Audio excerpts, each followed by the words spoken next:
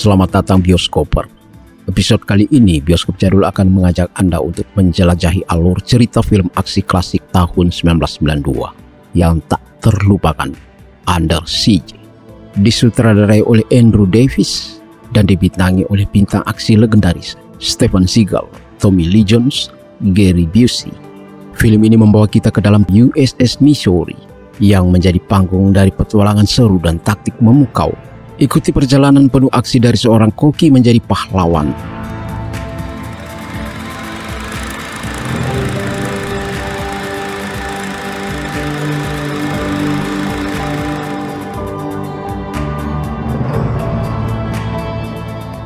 Film ini berawal dari kabin kapal USS Missouri. Seorang marinir menyampaikan bahwa Casey Ryback sudah datang. Kapten menerimanya, kemudian mengatakan Casey harus memakai seragamnya dan menambahkan jika dia memiliki medali seperti Casey, dia akan memakai bahkan saat tidur sekalipun. Komandan Creel memotong dengan mengatakan itu ide buruk dan Casey setuju dengan Komandan Creel. Dia memberitahu kapten bahwa dia memiliki 50 galon Bouilly Baisse. Itu adalah makanan klasik Prancis untuk disiapkan pada ulang tahun kapten besok. Kapten berkata baiklah dan menyuruhnya untuk tidak menunjukkan dirinya sampai upacara selesai. Ketika Casey pergi, Creel bertanya kepada kapten mengapa ia mentolerir badut juru masak itu. Tapi kapten berkata bahwa dia lebih dari itu dan harus membiarkannya. Kemudian berita terdengar menjelaskan bahwa Presiden Bush telah tiba untuk memberikan penghormatan terakhir kepada kapal tersebut dan sejarah besarnya karena USS Missouri akan dinonaktifkan dan akan diberangkatkan ke San Francisco untuk pelayaran terakhirnya, di mana persenjataannya akan dipindahkan, dibongkar, dan tidak pernah ditembakkan lagi.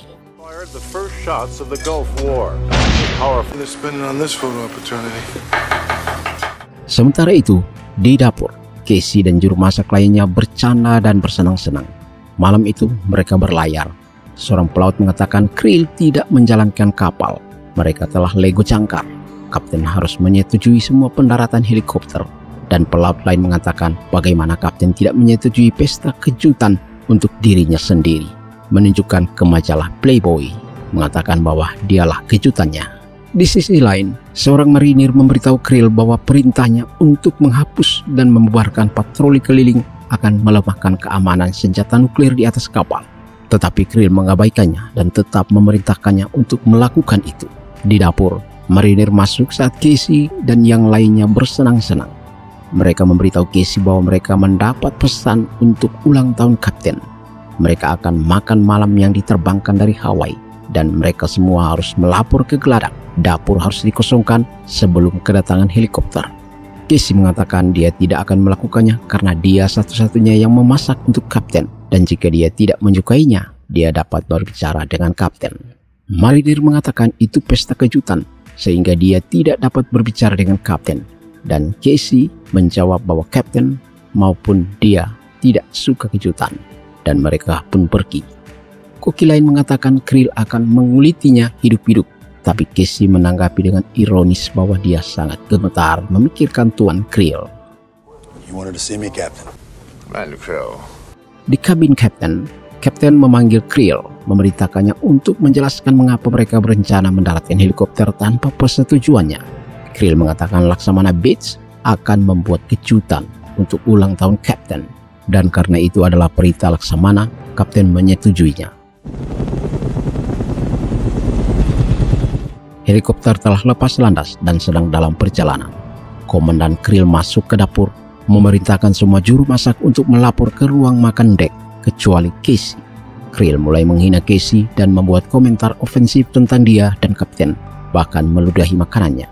Casey mendorongnya dan marinir berteriak bahwa dia tidak bisa menyerang seorang petugas dan Casey pun menunjukkan kepada mereka seperti apa sebenarnya penampilan seorang petugas dengan menunjuk Creel. Tetapi saat Casey memberitahu mereka bahwa mereka memerlukan persetujuan kapten, Creel malah memerintahkan mereka untuk menguncinya di loker daging. Kemudian Creel memberitahu marinir baru bernama prajurit Nash bahwa Casey adalah psikopat ekstrim yang membenci Amerika dan mengatakan bahwa jika Casey mencoba melarikan diri, dia harus menembak kepalanya. Sementara itu, helikopter sudah tiba. Seorang pria bernama William Stranix memberitahu seorang gadis bernama Jordan Ted bahwa dia menyukai semua pesta di laut ini, dan dijawab bahwa dia berharap tidak muntah. Mereka mendaratkan helikopter. Ketika Jordan melangkah keluar, kru Missouri menonton dan bersorak-sorak melihatnya. Komandan Krill menjemputnya dan menuntunnya bersama yang lainnya yang datang dengan helikopter itu ke dalam kapal. Bersama dengan itu, Casey berteriak dan bertanya kepada prajurit Ness apakah tidak aneh menempatkannya di sana, bukan di penjara. Tetapi Ness mengabaikannya. Mereka menyambut Jordan di kapal dan Krill mengatakan kepadanya tidak membiarkan mereka mengganggunya. Kemudian membawanya ke ruang ganti. William datang dan Krill bertanya apakah dia tersesat, lalu menyuruhnya ke tempat Ben. Krill kemudian memberi Jordan beberapa pil anti mabuk laut, lalu mengatakan bahwa kuenya akan segera siap, kemudian meninggalkannya untuk berganti baju pesta. Jordan masuk ke sebuah ruangan, mengatakan dia pasti sudah gila, kemudian meminum beberapa pil mabuk laut tadi. Di dapur, Casey berteriak kepada prajurit Ness bahwa dia harus mengeluarkan pai dari oven, sementara di lantai atas pesta dimulai dan William sedang bernyanyi. Prajurit Ness mengatakan dia mendapat perintah untuk tidak berbicara dengan Casey. Sementara Casey mencoba melepaskan diri, ia menjelaskan kepada prajurit itu bahwa dia dapat dimintai pertanggungjawaban. Lalu menyuruhnya bertanya kepada kapten apakah kapten menyetujui Casey dikurung di loker daging itu. Pesta berlanjut dan mereka berkumpul di ruang mesin. Makanan disajikan. Tiba-tiba, Komandan Krill muncul mengenakan pakaian wanita dan mereka berkomentar betapa konyolnya dia. Krill berteriak, dia sekarang akan pergi memberi kejutan pada kapten. Seorang juru masak bertanya di mana Chief Casey. Marinir mengatakan bahwa dia dikunci di loker daging. Di dapur, prajurit Ness berkomentar ada asap dan Casey berteriak kepadanya untuk mengeluarkan pai dari oven. Krill tiba di kabin kapten dan begitu masuk, dia memberitahu kapten bahwa dia adalah teman kencannya. Di ruang pesta, William bertanya siapa perwira tinggi dan saat petugas operasi, orang ketiga berdiri ke depan. William mengambil senjata dan menembaknya. Tiba-tiba yang lain yang tersebar di mana-mana itu mengambil senjata. Pada saat yang sama, Krill mengambil senjata, membunuh kapten dan marinir yang menjaga kabin. Di ruang mesin, mereka menembak dan menyeret pelaut. Casey berteriak dia mendengar tembakan dan memberitahu Ness menghubungi anjungan dan melihat apa yang terjadi. Tapi Ness berkomentar itu hanya musik dan Casey menjawab, prajurit otakmu kosong, itu suara tembakan. Kemudian memerintahkan dia untuk memanggil kapten. Sementara itu, anak buah kapal diturunkan ke bawah kapal. Salah satu anggota kru mencoba melawan, tetapi ditembak. William membunuh anggota kru lainnya dan memberitahu mereka semua bahwa mereka akan membunuh siapa saja yang melawan. Mereka terkunci di dalam kompartemen besar yang kosong dan menutup pintunya dengan las. Selanjutnya, semua penjaga di luar dibunuh. Di kabin kapten, William muncul. Krill mulai membaca catatan kapten tentang perilakunya di kapal yang merekomendasikan evaluasi psikologis. Dia bertanya kepada William apakah menurutnya dia membutuhkan evaluasi psikologis. William tidak menjawab. Selanjutnya, mereka mendobrak anjungan dan berjalan ke ruang plot, membajak total kapal. William menyerahkan sebuah disk kepada Tuan Pitt, menyuruhnya untuk menjaganya dengan nyawanya. Mereka menyimpulkan bahwa mereka telah menguasai seluruh kapal setelah menjebak awak kapal di bagian depan dengan beberapa pelaut lepas dikurung di area tidak penting lainnya. William memberitahu Tuan Pitt untuk mengaktifkan kembali sistem senjata dan mempromosikan Krill menjadi kapten. Just doing your job. Check right away. All right. Commander Krill warned me that you were tricky. Di dapur, Ness menganggap Casey licik. Casey mengatakan dia tidak licik, hanya kedinginan, dan meminta Ness menelpon anjungan untuk menanyakan apa yang terjadi dan tetap berhati-hati. Ness menelpon anjungan dan bertanya apakah semuanya baik-baik saja dan mengatakan bahwa mereka mendengar suara tembakan. Krill menjawab itu suara konfeti dan petasan bagian dari pesta kapten. William menyuruh Krill untuk memberitahu Ness bahwa mereka akan mengirim orang untuk menggantikannya. William mengatakan mereka berada di area yang tidak aman, menanyakan siapa mereka di bawah sana. Krill menjawab bahwa itu adalah juru masak yang bodoh dan seorang marinir bersenjata. Kemudian William mengirimkan 2 tentara bayaran untuk menangani mereka. Krill mengatakan marinir dipersenjatai dan berpikir mereka harus mengirim lebih banyak. Tetapi William menjelaskan bahwa mereka profesional dan keduanya dapat menangani 20 marinir dan 100 juru masak. You got shit for brains, Private. So just shut up and sit tight. Di dapur, Nash memberitahu Casey bahwa dia salah. Itu petasan. Casey menjawab, kau prajurit bodoh. Lalu mengatakan jika Nash membebaskannya, dia akan pergi mengurusnya. Prajurit Nash menjawab bahwa dia akan segera digantikan dan menyuruhnya duduk tenang. Tiba-tiba kedua tentara bayaran itu muncul, mengambil senjatanya, menanyakan keberadaan juru masak, dan membunuhnya.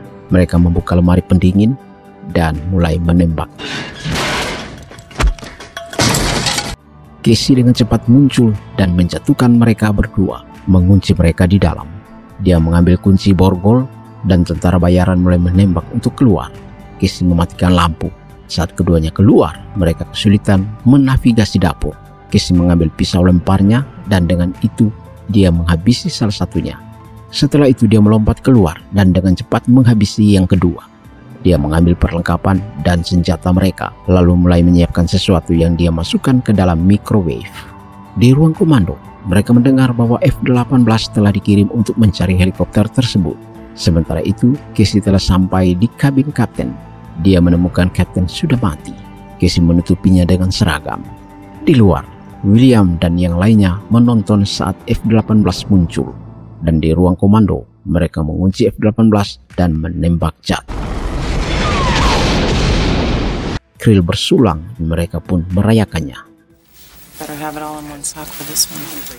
Seorang pria bernama Tom Bricker dari CIA telah dipanggil oleh Laksamana Bates yang ditelepon William. William mengancam akan membunuh awak kapal dan akan membalas dengan semua yang ada di gudang senjata kapal jika ada kapal atau pesawat yang mendekat dalam jarak 100 mil. Dia pun menyampaikan kode peluncuran untuk 32 Tomahawk yang sudah dimilikinya. Mereka bertanya apa tujuannya, tetapi William mengabaikan pertanyaan mereka dan terus berbicara, membuat ancaman, dan bertindak sangat gila. Setelah itu, dia menutup telepon. Tuan Bricker menjelaskan kepada Laksamana Bates bahwa William bekerja untuk mereka, sampai mereka membatalkan operasi dan mencoba membunuh William karena dia gila. I have a harpoon already locked on. Fire when ready. William memerintahkan Tuan Pete untuk menembak dan mereka mengirim misil mengenai sasarannya. William melumpuhkan relay satelit. Mereka menelepon Gedung Putih untuk membangunkan presiden. Beberapa saat kemudian, Casey pun telah mencapai dek di mana dia melihat beberapa marinir dan pelaut yang mati. Dia mendorong kue ulang tahun besar ke samping. Tiba-tiba, musik pun dimulai dan Jordan muncul menari. Tapi Casey menyuruhnya mematikan musik. Casey membawanya ke dalam sebuah ruangan dan Jordan menangis, menanyakan apa yang terjadi. Banyak orang yang mati. Casey bertanya siapa dia, dan dia menjelaskan bahwa dia adalah Jordan Tate, Miss Julie 89. Dia mabuk perjalanan dan meminum beberapa pil yang membuatnya tertidur. Casey bertanya berapa banyak yang ada di helikopter, dan dia menjawab penuh, tapi tidak tahu persisnya berapa. Jordan kemudian bertanya apakah dia orang pasukan khusus atau semacamnya. Dan Casey menjawab bahwa dia hanya seorang juru masak. Dan Jordan berseru, ya Tuhan, kita akan mati. Mereka menginventarisir semua senjata dan amunisi yang masih ada di kapal USS Missouri, sebagaimana permintaan Laksamana Bates, termasuk 8 Tomahawk yang berujung nuklir. Laksamana Bates bertanya kepada Tuan Bricker siapa William ini, dan Bricker menjawab bahwa mereka mendanai dia dan pasukan pribadinya untuk operasi khusus menenggelamkan kapal selam senjata nuklir Korea Utara dengan menggunakan pemikiran kreatifnya yang gila untuk menyelesaikan pekerjaan. Namun, saat mereka menyadari dia menjadi ancaman, mereka mencoba untuk menetralisirnya tapi gagal. Subs up. It's all rock and roll to me, man. Di kapal, William berkomunikasi dengan orang-orang di kapal selam, memberitahu mereka di mana harus bertemu. Tiba-tiba, seorang tentara bayaran memberitahu William bahwa 2 orang di tim mereka hilang. Casey memasukkan Jordan ke dalam loker dan mengatakan dia akan aman di situ. Jordan meminta Casey membiarkan dia ikut. Casey menjelaskan bahwa jika dia ikut dengannya, dia harus tidak terlihat. William, Krill, dan beberapa lainnya mencapai dapur. Dari apa yang dilihatnya, William berkomentar bahwa seorang profesional telah membunuh anak buahnya. Krill mencoba meyakinkannya bahwa Casey hanya seorang koki yang bodoh. Tetapi William tidak percaya. Tiba-tiba, microwave mulai berbunyi. Dan William berteriak kepada semua yang di situ untuk tiarap. Microwave meledak dan beberapa saat kemudian William berkomentar bahwa ini bukan juru masak biasa. Dia memberitahu Krill bahwa dia ingin melihat file tentang koki bodoh ini. Laksamana dan perwira tinggi lainnya membuat rencana mengirim tim SEAL untuk melumpuhkan radar dan sistem senjata USS Missouri. Dan jika gagal, mereka akan melakukan serangan udara untuk menghancurkan seluruh kapal. Krill menemukan file Casey. Dikatakan Casey adalah mantan SEAL, ahli dalam seni bela diri, bahan peledak, senjata, taktik, telah menerima Silver Star, Navy Cross, dan Purple Heart. Seorang tentara muncul mengatakan 2 lagi di tim mereka hilang. I wait here. Casey menyuruh Jordan tinggal dan dia akan kembali sebentar lagi. Dia keluar, melumpuhkan beberapa penjaga, dan pergi mengambil beberapa jenis peralatan, melompat ke sekoci, dan memasang antena parabola. Casey kembali ke Jordan dan menggunakan peralatan tadi untuk menghubungi Laksamana. Dia menjelaskan kepada mereka di pusat komando bahwa Komandan Krill bekerja dengan William. Mereka profesional, sedang membuat sistem untuk menurunkan Tomahawk. Laksamana mengatakan kepadanya bahwa mereka ingin dia tetap berkoordinasi sambil menunggu tim penyerang tiba. Selanjutnya, keduanya keluar ke geladak dan Casey menyuruhnya bersembunyi, kemudian dia berlari ke helikopter yang mengangkut tentara-tentara bayaran. Casey menggunakan granat dan thinner yang mudah terbakar untuk membuat bom waktu sederhana. Tiba-tiba, tentara bayaran melihatnya dan mulai menembak. Dia dengan cepat mengambil kabel dan melompat ke sisi kapal, lalu helikopter itu meledak. Casey naik lagi ke kapal dan berjalan saat mereka baru saja menemukan Jordan. Dan tiba-tiba Casey muncul membunuh tentara bayaran untuk menyelamatkan Jordan. Keduanya lari ke dalam dan Casey menyiapkan jebakan di pintu. Saat tentara-tentara itu mengikuti mereka, palka meledak. William berkomentar bahwa juru masak itu menyebalkan. Dan Krill mengatakan dia tahu apa yang harus dilakukan. Krill menjelaskan ada sistem pemadam api di kompartemen tempat pelaut-pelaut itu ditahan. Dan jika itu dinyalakan, Casey akan terbunuh jika mencoba menyelamatkan semua orang yang akan tenggelam di dalam saat kompartemen itu banjir. Saat Casey dan Jordan berjalan di sisi lain kapal, mereka tiba-tiba mendengar kode Morse. Seseorang mengetuk dinding. Casey mengambil mesin las dan mulai mengelas. Mereka yang di dalam mulai khawatir. Kemudian Casey mendobrak pintunya. Mereka semua senang melihat Casey. Kemudian Casey mulai menjelaskan situasinya, lalu membagikan senjata. Tiba-tiba di ruang komando terjadi gangguan listrik dan di ruang kontrol listrik, Casey dan yang lainnya menyimpulkan bahwa sistem senjata akan dinonaktifkan dalam waktu setengah jam. Segera setelah itu, Krill terdengar di pengeras suara menyuruh Casey melihat monitor terdekat yang mana memperlihatkan para kru panik saat air mulai naik. Casey mengatakan mereka harus menyelamatkan kru-kru itu dan mereka mulai mengerjakan sebuah rencana. Selanjutnya, mereka mulai mengeluarkan dan mengalihkan perhatian penjaga, lalu mematikan aliran air ke alat pemadam. Tiba-tiba Admiral Bates menelepon dan Jordan menjawab. Dia menyerahkan perangkat itu kepada Casey dan Laksamana Bates berkata bahwa dia benar-benar tidak mematuhi perintahnya untuk menunggu pasukan cadangan. Casey menjawab bahwa dia bisa didakwa jika dia masih hidup. Laksamana Bates memberitahu dia bahwa tim SEAL sedang dalam perjalanan dan mengizinkan dia untuk melakukan apapun yang perlu dia lakukan untuk membantu kedatangan tim SEAL, kemudian menutup telepon agar mereka fokus pada pertarungan.